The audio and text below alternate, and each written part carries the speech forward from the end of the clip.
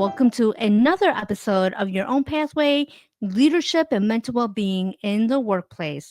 For those who don't know me, my name is Poiab. I'm a trained, or I should say licensed, because I am licensed. I'm a licensed psychotherapist turned empowerment life coach, organizational leadership consultant, where I bring my skills, my knowledge, and my expertise to empower all of you to forge your own path and to own it. I got or I received inspiration to do this week's episode for leadership and mental well-being in the workplace because I'm not going to lie, we all know this, I know this. There's a lot of trauma and grief and loss that is happening all around us and especially in the workplace. Now, it might not be my workplace, it might not be your workplace, but it is definitely somebody else's workplace. This is schools. This can be at a building. This could be at a bus station. This could be at a train station. Wherever it is, it may not be your workplace, it may not be my workplace, but it is someone's workplace. And today's episode focuses on how leaders can really lead their workers and their employees through trauma, through grief, through loss, through whatever it is that it is happening around the world. And I feel like this is such an important topic because employees are looking to their leaders not to have all the answers, but to show compassion, to show leadership, and especially to show humanity. So, without further ado, let's get right into this week's episode here. So, I've talked about trauma, and when I talk about trauma, I'm talking big T trauma, and I'm talking about little T trauma. I've done an episode on this on Your Own Pathway, and I will also link that episode in the description box for anybody who is interested about the different types of trauma. So, unfortunately, trauma does not knock politely at the office door. As a matter of fact, it barges in. It barges in very unexpectedly. It's just a normal day, and it's like, open up, open up. And it shows up as grief after a sudden loss. It shows up as shock after a violent event in the community. It shows up as a fear after layoffs or disasters. And here's the truth. Employees just don't leave the pain at home. They often carry it to the workplace, even though we tell ourselves, we tell other people, don't bring that shit at home. Don't bring that shit here. That stuff is at home. Don't bring this to work. Unfortunately, that is so much easier said than done. And again, I decided to do this episode because there's so much trauma and so many unfortunate events happening all around us right now. People are grieving, people are shaken, and much of this pain shows up at work. That's why having this conversation is so important because we cannot separate leadership from humanity when trauma is present. So, the question for leaders isn't if trauma will touch your team. The question is, unfortunately, when does it happen? Or how will you respond when this happens? So, the first part I think for all of us to discuss is to acknowledge the acknowledgement over the silence, I should say. When trauma strikes, too many leaders often retreat into silence. And I think they hope that, oh, you know what, if I retreat into the silence, if we retreat into silence, we hope that business is the same as usual and things will keep steady if we just keep going, acting things like normal, sometimes, okay, yeah, sometimes that can help. But if you keep silence about whatever is going on, about an event in your community, about what's happening, unfortunately, the silence does not feel safe to your employees or to your people. because it oftentimes it feels like abandonment. If you're a leader watching this, even if you don't have the perfect words, acknowledgement matters. Just saying something like, I know many of us are hurting right now.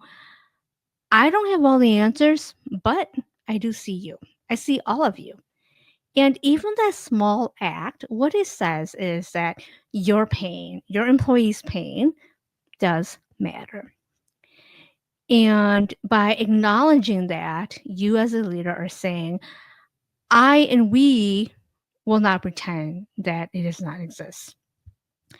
I've told you all lots of times that I was an EAP therapist, employee assistance program therapist, and I remember I had a client that told me, no, they told me about an event that occurred, and they said, I will never forget. What I will never forget is when my boss started our meeting by naming what happened and giving us permission to breathe. What that meant for me and for my coworkers is that meant more than any corporate statement. That meant that we just felt seen and that they acknowledged what was happening for us. So even starting a meeting with acknowledgement can make such a huge difference. So silence breaks the trust and acknowledgement builds it. Next, let's talk about psychological safety in real time. And what this means is psychological safety isn't just a theory, it's tested in the moments of crisis. If I should say, in trauma, people worry, is it safe for me to cry? Is it safe for me to step away? Do I admit that I cannot give 100% right now or today? Leaders who create safety by showing that it is okay to be human will say these things. Maybe they can say, this week meetings are optional. I know people are watching this. It's like, what, meetings can be optional?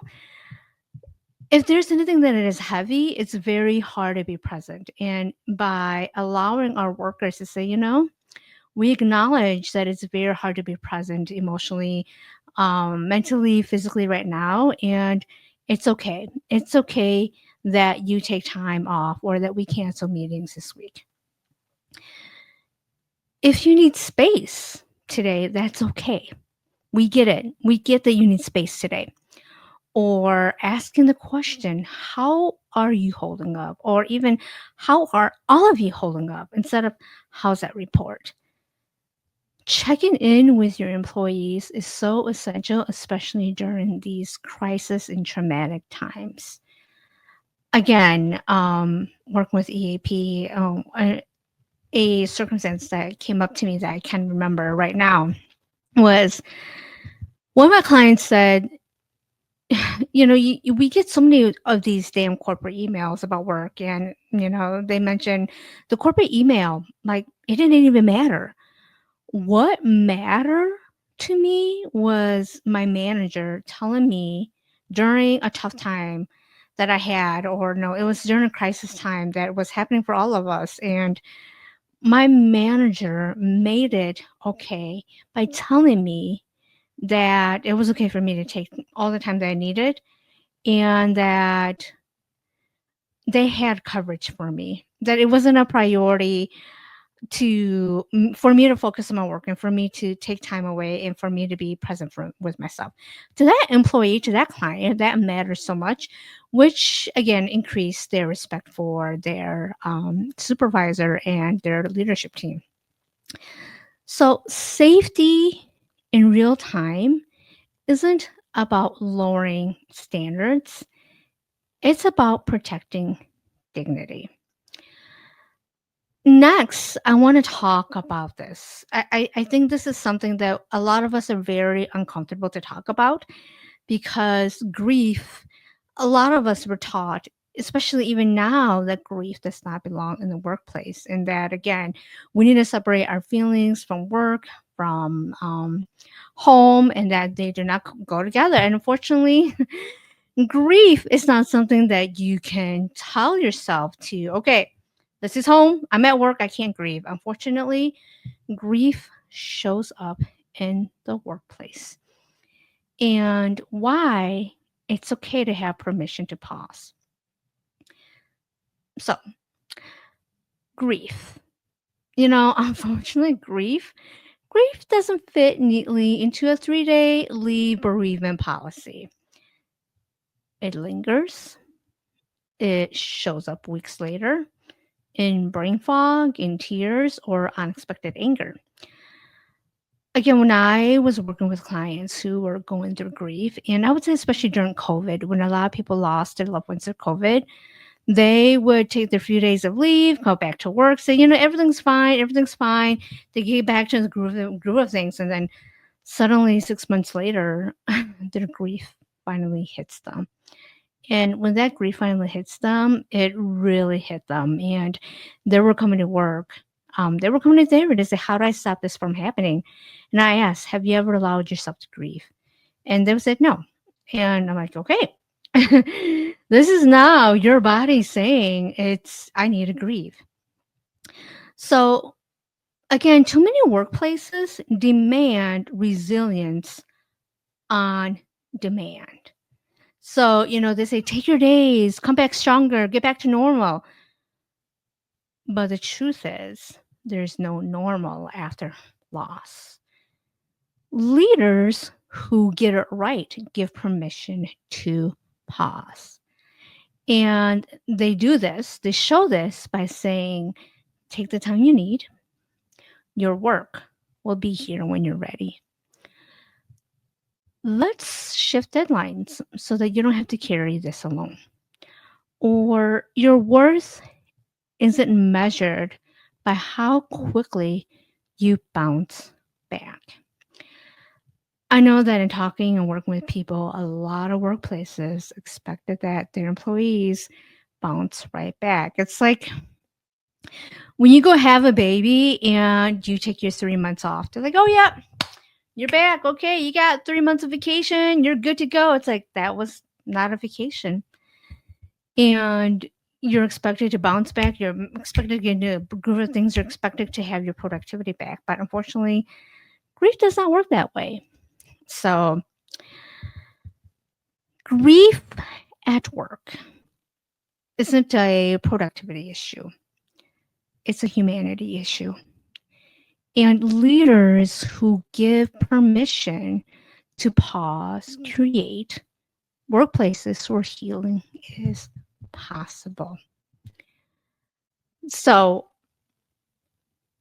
all this grief, loss, crisis work can be very hard for any of us. And even as a therapist, it's hard for me too, I admit. And my specialty is in grief, loss, and trauma. So it's heavy work. And so if it's heavy for me as a therapist, I can only imagine what it's like for people who are not trained in this type of work. And so I think, from what I understand in talking with leaders is leaders presume that they have to be therapists. And I want to say right now, leaders, your employees are not asking you to be therapists. They want to see the human side of you. And again, one of the biggest pressures that leaders may feel in times of trauma and crisis is that they have to be the therapist. They think, my team is hurting. I should know what to say, right? I should have all the answers. But your employees aren't asking you to fix everything. What they're looking for is for you to be human, to show compassion, to say, I don't know all the answers, but I'm here with you, and together we'll find the resources that we need. That's leadership right there. Not solving trauma, but holding steady in it. So what can you do as a leader? How do you best support your employees and your people? And again, you don't have to be a therapist. Nobody's asking you to be a therapist. You can point people to EAP, Employee Assistance Program, or counseling. You can also share local supports. You can also, I think this one is so important, is model boundaries and how to take care of yourself, especially during times of crisis and trauma and anything that is impacting the work setting. So, again, let me be clear. If you're a leader watching this, you don't need to be a therapist. What your people need from you the most during this time is your humanity. The thing about trauma is that it usually doesn't stay with one person. There's a ripple effect in trauma. And what I mean by this is that, again, trauma doesn't stay with one person, it ripples. It's like a domino effect. When you see tension, when you see disengagement, when you see burnout, you see it in meetings where nobody can focus. It just doesn't happen to one person. Again, if one person feels it, that person who's feeling it is unintentionally, I think a lot of times it's unintentionally, everybody else is going to feel what they're feeling too. Okay. And so how does this look like? How do we help you as a leader? How do you help when you see the ripple effect of trauma that is impacting your employees and your team? So what you can do to help with this is, if you can, adjust workloads so that one person's grief doesn't overload the rest. You can also open space for team check-ins and not just project updates. I kind of laugh because a lot of people, a lot of teams are just like, you know what, let's check in on how things are going. Let's check in on progress, this report, blah, blah, blah, blah, blah. And I talk really fast because that's often how it feels like. So opening space for your team to check in on how they're feeling and not just project updates. You can also, if you are a leader watching this, you can also say, it's okay if we're not 100% right now. Healing takes time. In this culture, especially American Western culture, where we're all about money, capitalism, we're so ingrained and taught that we need to bounce back. That um, we like to put numbers with everything, like healing. Okay, healing should take like a week, right? The funeral was, that event was like 2 weeks ago. It's not in the news anymore, and so we moved on because we live in a fast world. And so, healing should take about a week, right? After my bereavement, I should come back. I should be strong. I should be ready to go. Unfortunately, healing has no number. Healing does not have a pick a number. How long is this going to last? It should take me this long. Healing and grieving, unfortunately, is not that simple. So when leaders ignore the ripple, the trauma, unfortunately, what happens is it festers into resentment. But when leaders respond with care, the team, their employees, they grow stronger. They are connected by empathy and not fractured by silence. So with all of this, recovery, with the crisis, with the trauma, the reality is trauma does not vanish after a week. Healing, like I said, does not have a number where you say, you know what, I'm going to take 2 weeks to heal, and after that, I should be done. Healing is a long tail, and honestly, in talking with some people, sometimes you never heal. You just learn to cope with it. Too many leaders send one email, hold one meeting, and think it's a done deal.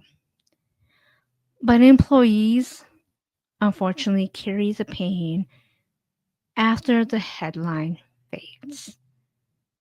So, what can leaders do? What can leaders do in circumstances like this? True leadership means sustained presence. And you do this by checking in, even weeks later, reminding people that resources are available, and pacing expectations so healing isn't punished. Oftentimes, healing is viewed as punishment, where we don't feel that we can heal because of work, because of deadlines, because of meetings, and all those things. Contrast with that of leaders who rush on, the message is your pain mattered when it was fresh, but now it's inconvenient. I've had a lot of people who had to come to therapy because their grief was impacting their work, and basically the message that they were receiving from their leadership team was saying, we're having you go to therapy so that you can deal with your grief because it is inconvenient because you're not doing your work, and because you're not doing your work, you're causing the team. So find a way to work with your grief, and find a way to heal it. Again, unfortunately, grief and healing does not work. It's not linear. It's not linear. Some days you're going to be up, some days you're going to be down, some days you're going to be just like, some days you're just going to wonder what the hell is going on. And you know what? That is okay. That is all part of the grief and healing process.